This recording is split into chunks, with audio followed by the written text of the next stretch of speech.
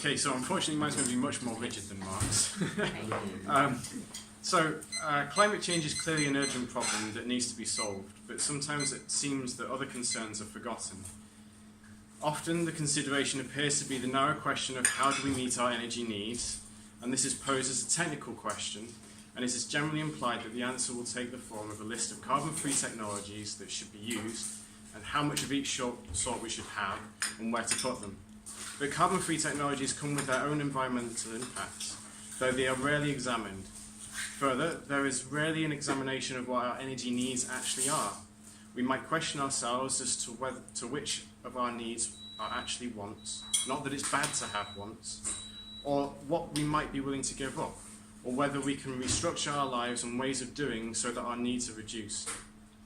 These are things that are rarely considered, at least in the mainstream debate. So what do I mean when I say the impact of carbon-free technologies? They are carbon-free after all, right?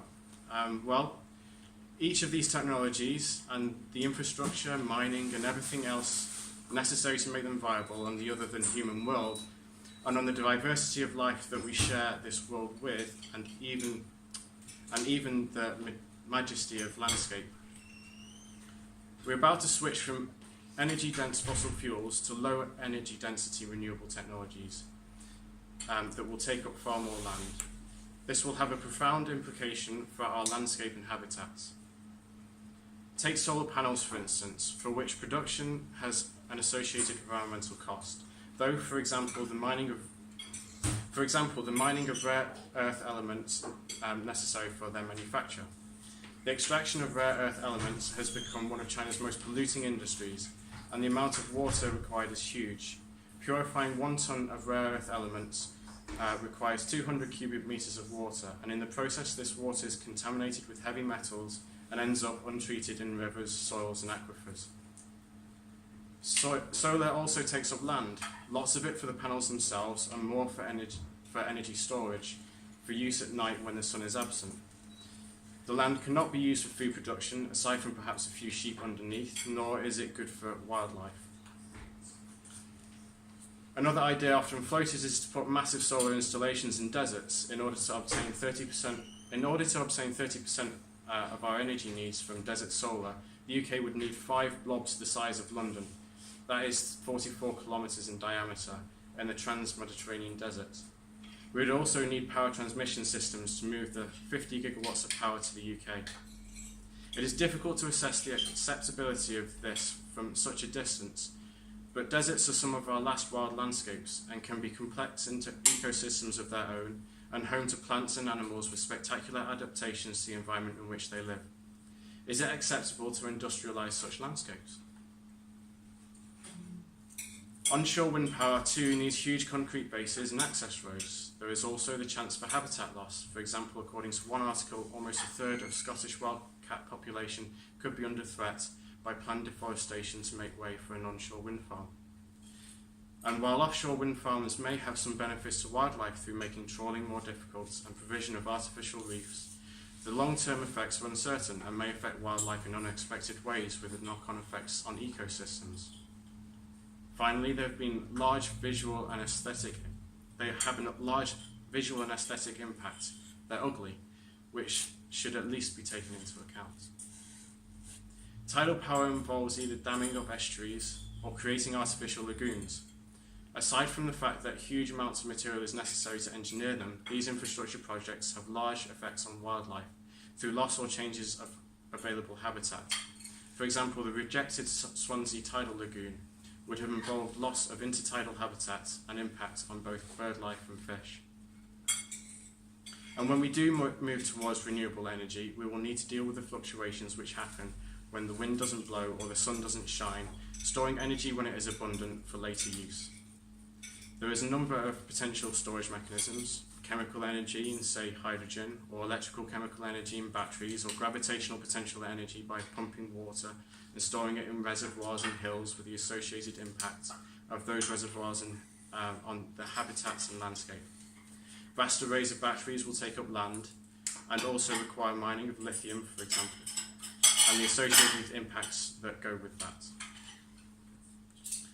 The picture is complicated and one can quibble with much of what I've just said, but the fact remains that all energy sources have an environmental impact, some that I think we ought only to use with great reluctance. We will need them, but of what quantity also depends on us and how much energy we think we want. Might we choose to heat our homes less by turning down the thermostat? Could we give up our dishwashers? The communications industry is projected to use 20% of all of the world's electricity by 2025. So can we do without music and movies on tap in our mobile phones? Will we choose not to have internet-connected light switches, toasters, kettles, and other Internet of Things devices? Do we need daily hot showers? Can we ride a bike instead of running a car? Can we avoid energy decadence? So how do we decide what is too much in the face of the huge difficulty of understanding the distant impacts caused by our energy use? It seems to me that you can't expect people to do the complicated, and it really is complicated, research required to make well-informed, abstract decisions, and education alone may not be enough. Just telling people the facts doesn't seem to work. People have values which might make the facts irrelevant if they are overridden by other concerns, such as liberty, human equality, or just comfort, for instance. Not everybody is concerned by the plight of the Scottish wildcat, or finds the destruction of wild desert habitats unacceptable, or wants to preserve or rewild landscapes.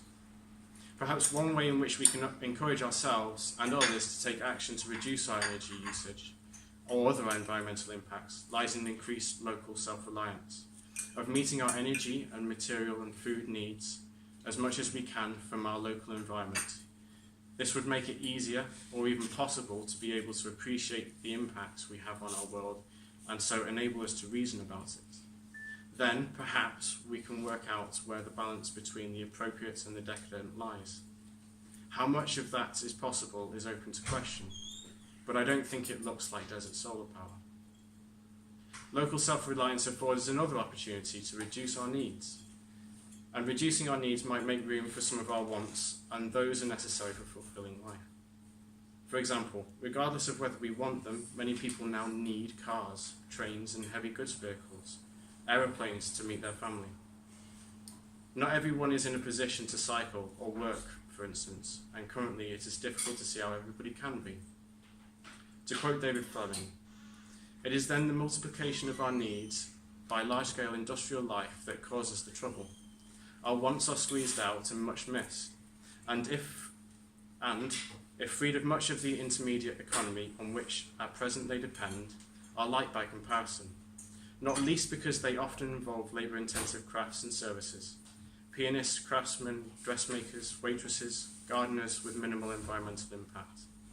Some wants are also needs, of course, and they cannot be cleanly separated. But if we focus our efforts on finding ways of achieving a substantial and rapid liquidation of our needs, we might be getting somewhere. But perhaps none of this will work without a relationship to our landscape, something to motivate us, to allow us to appreciate the world we live and all of its inhabitants.